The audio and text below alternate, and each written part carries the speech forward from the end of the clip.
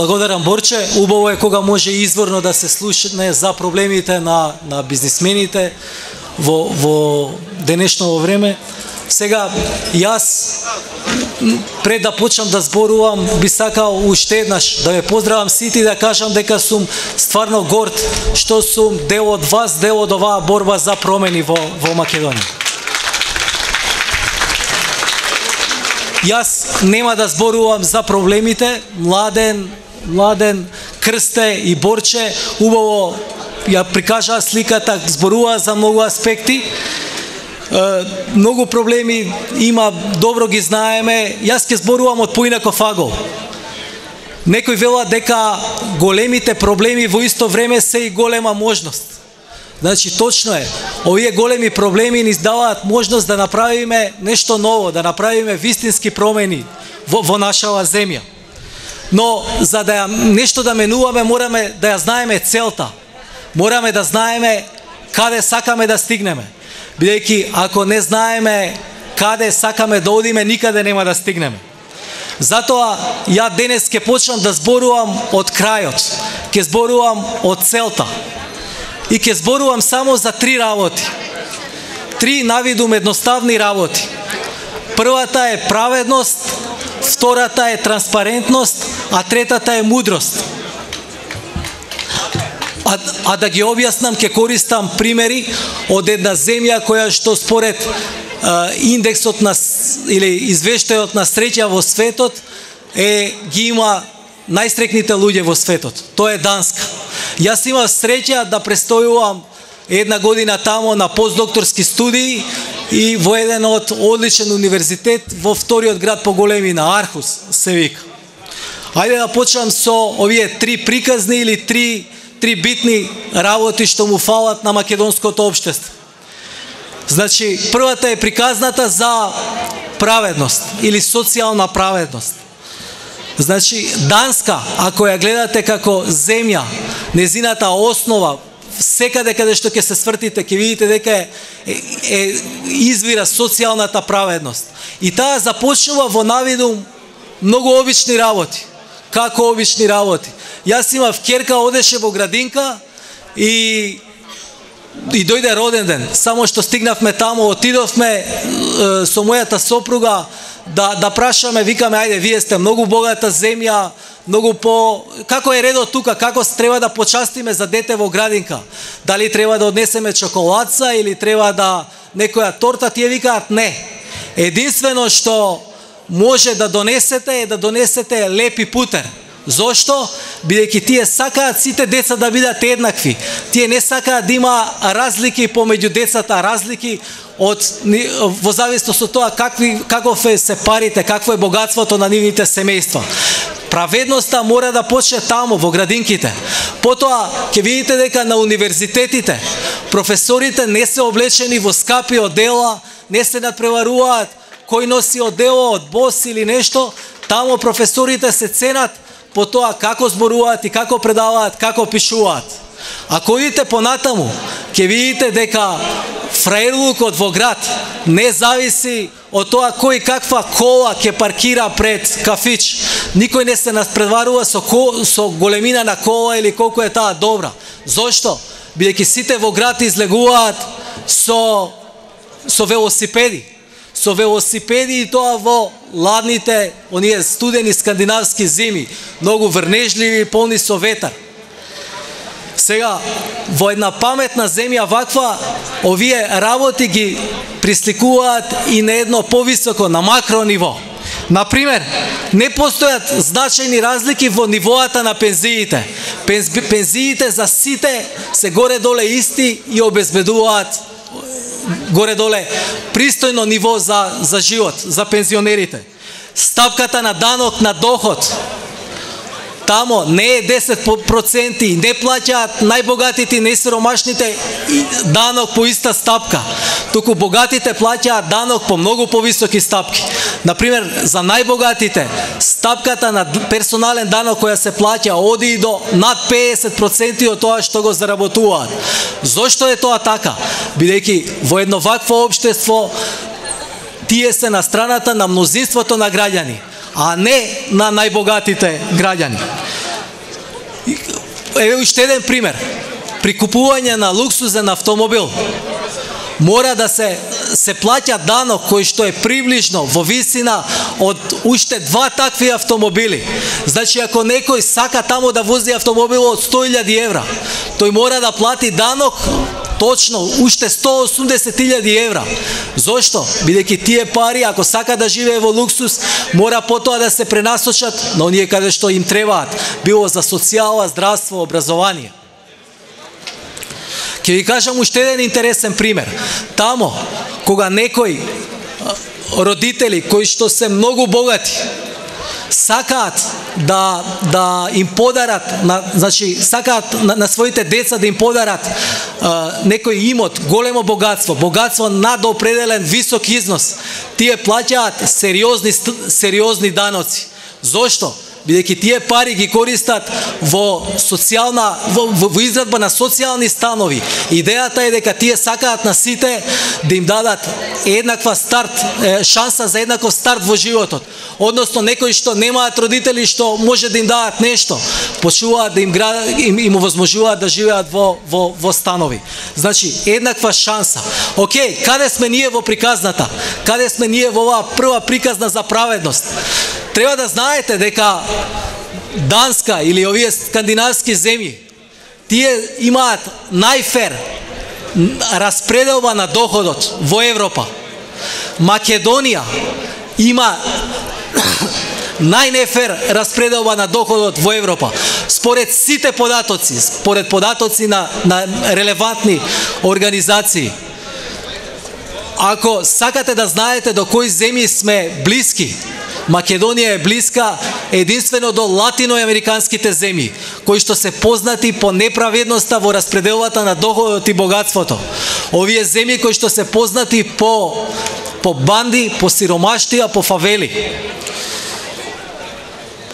Еве неколку идеи што можеме да превземеме од едно вакво општество. Првото, ова што ќе ви го кажам, може би изгледа наивно, но во себе има суштина.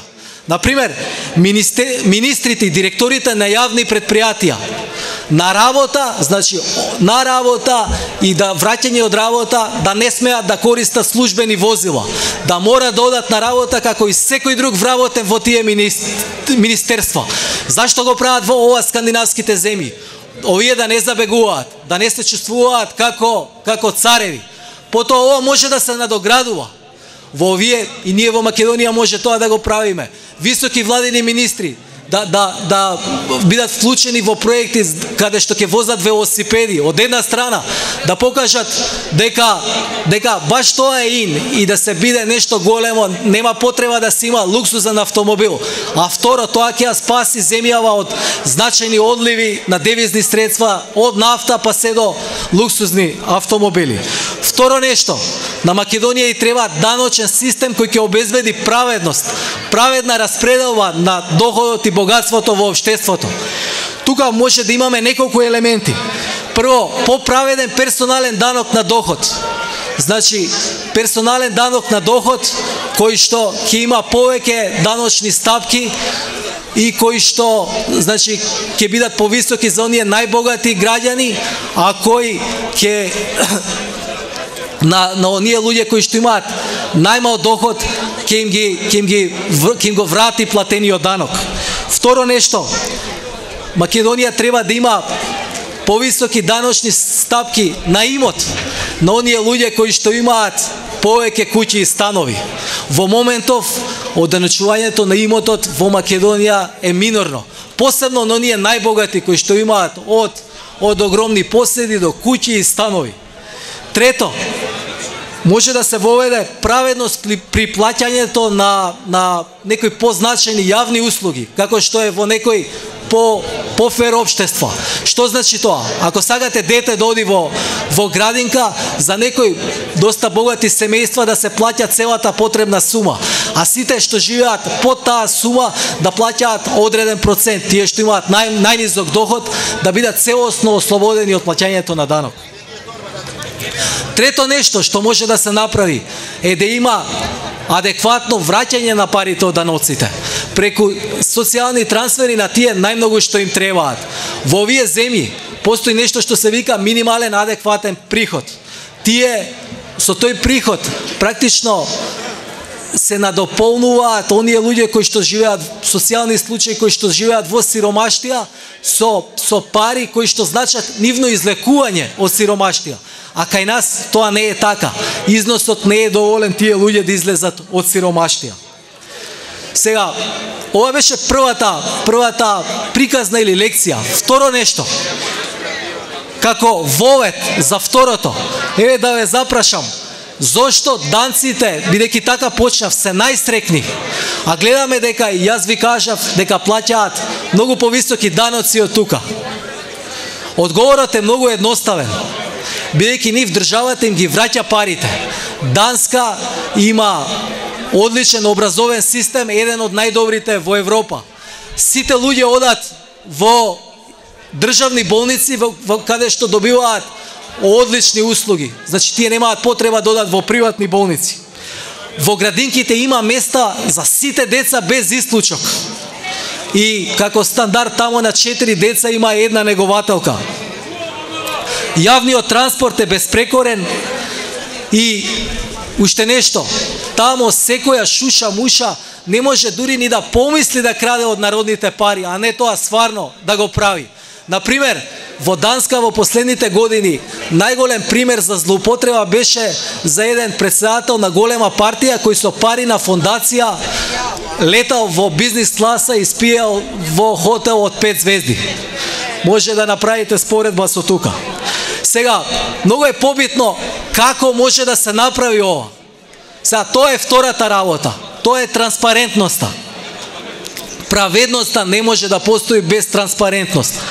Данците ова на системско ниво го имаат решено со еден систем за дигитален подпис, на кој за секој граѓанин се евидентираат сите приливи на пари кои што ги добива, но и сите плаќања што ги прави. Не само плаќања, туку и услуги кои што ги обезбедува од државата, било образование, здравство, градинки за деца. Зошто? Нивната идеја е дека тие не сакаат да постојат, вие да молите некого, да отидете да чукате на врата за да обезбедите нешто од општеството. Туку идејата е со неколку клика да ги имате достапни услугите. И исто така важно е дека ако се има ваква транспарентност, државата, односно власта нема тоа да го злоупотребува.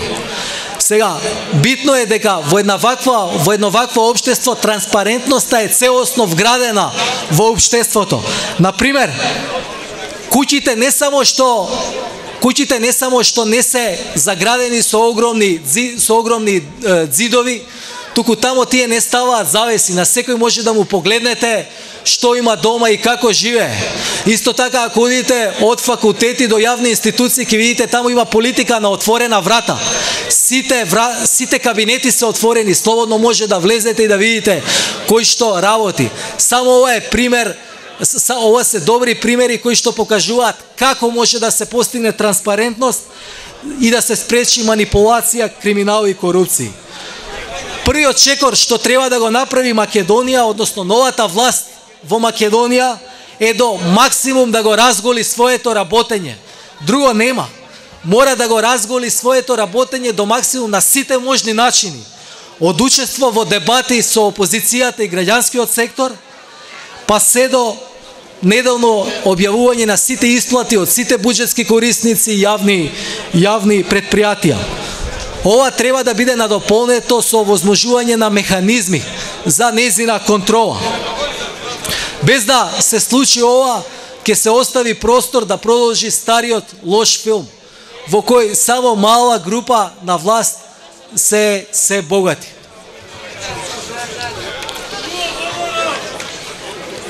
Третата работа што сакам да зборувам е мудроста. Сега пак ќе ве вратам на Данска. Данска не е земја без проблеми. Тие дури имаат многу помалку од Македонија, од нас, од она што е најважно. Најважното, сонце. Значи, тие имаат многу помал број на сончеви денови, климата е полоша од тука, но и за тоа нашле решение. Децата од најмала возраст се оставаат преку ден да спијат на отворено во градинките. Исто така се носат редовно во природа, организирано преку градинки и школи да осетат ветер, дожд, да осетат лоши услови. Зошто? Бидејќи тие сакаат тоа да не е проблем. Не случајно тие имаат една поговорка која вели: не постојат лоши временски услови, постои само лоша облека. Сега, кога сме кај мудроста, треба да се запрашаме дали во Македонија сакаме да продолжи постојниот развоен модел кој што толку силно го форсираше оваа власт, кој се базира на три работи: на странски инвестиции, на краткорочни државни инвестиции во споменици и јавни згради и на ниски плати. Јас мислам дека ние мораме во Македонија да ги смениме приоритетите на развојот на економијата и да поставиме нови приоритети, а новите да бидат спротивни на овие што се постојните. Тоа треба да бидат домашните предпријатија, долгорочните државни инвестиции и растот на платите. По неколку збора за секој од нив. Домашните предпријатија мора да бидат приоритет за новата влада. Инаку треба да знаете дека постојната поддршка за домашните предпријатија која што сегашната власт ја нуди беше смешна. Околу 300.000 евра годишно за развој или поддршка на сите мали и средни предпријатија во земјава. 300.000 евра, знаете дека никој немал намера нешто да подобри и да развие. Ние мислиме дека годишната поддршка мора да биде многу поголема, треба да биде барем 50 милиони евра за домашните предпријатија за да почне нешто значајно да се менува во земјава. И при тоа фокусот мора да биде на оние предпријатија кои што создаваат повисока додадена вредност. На странските инвестиции не треба да се гледа како замена на домашните, туку само како нивно надополнување. Затоа треба да се продолжи со привлекување на странски инвестиции.